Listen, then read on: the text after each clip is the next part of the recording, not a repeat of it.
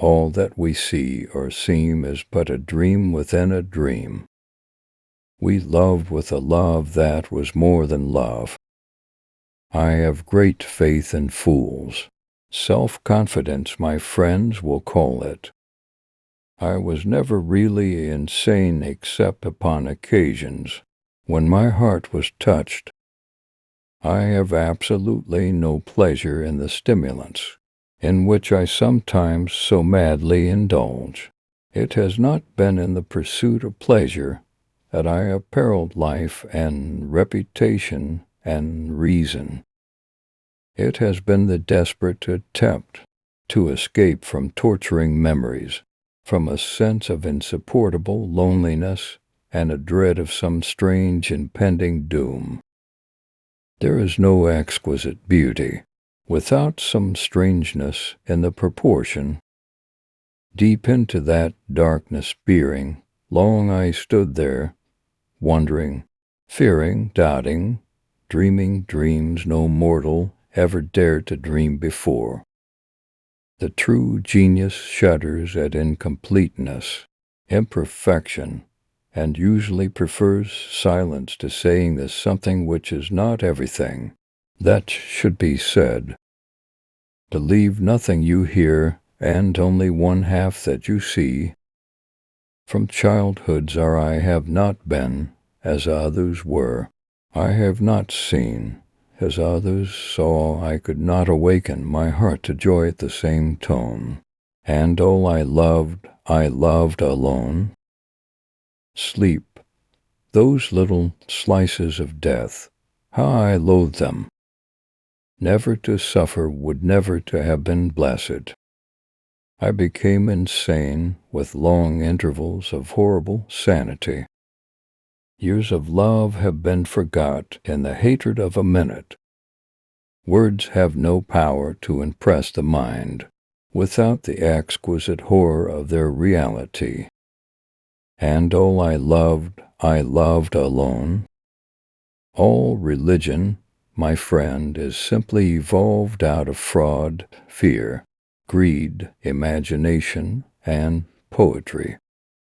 Men have called me mad, but the question is not yet settled, whether madness is or is not the loftiest intelligence, whether much that is glorious, whether all that is profound, does not spring from disease of thought, from moods of mind exalted, at the expense of the general intellect. If you wish to forget anything on the spot, make a note that this thing is to be remembered. I wish I could write as mysterious as a cat. Deep in earth my love is lying, and I must weep alone. There are some secrets which do not permit themselves to be told. It is by no means an irrational fancy that, in a future existence, we shall look upon what we think our present existence as a dream. I felt that I breathed an atmosphere of sorrow. Duty of whatever kind, in its supreme development, invariably excites the sensitive soul to tears. And so, being young and dipped in folly, I fell in love with melancholy. Invisible things are the only realities. I have no faith in human perfectibility. I think that human exertion will have no appreciable effect upon humanity. Man is now only more active, not more happy, nor more wise than he was 6,000 years ago. The death of a beautiful woman is unquestionably the most poetical topic in the world. Science has not yet taught us if madness is or is not the sublimity of the intelligence. I remained too much inside my head and ended up losing my mind.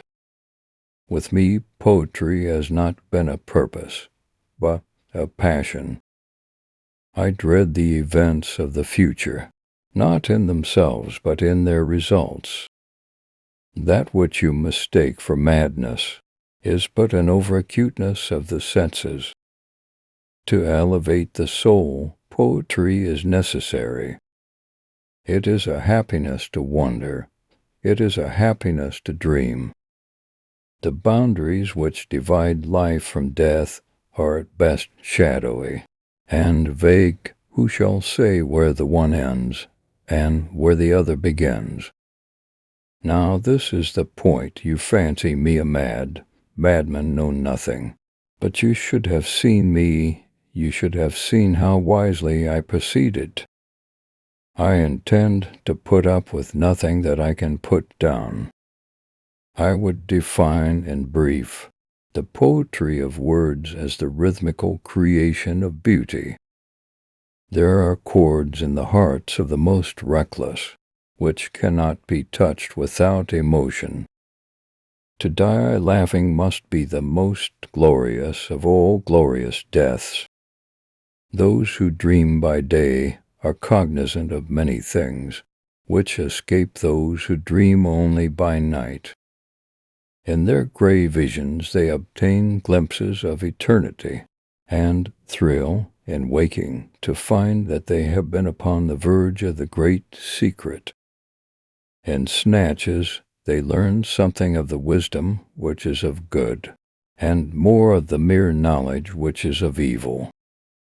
Stupidity is a talent for misconception. Even in the grave all is not lost.